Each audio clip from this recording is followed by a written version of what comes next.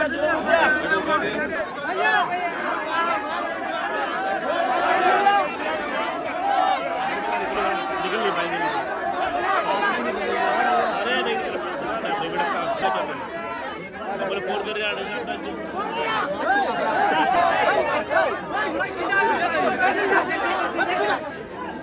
सोचिए,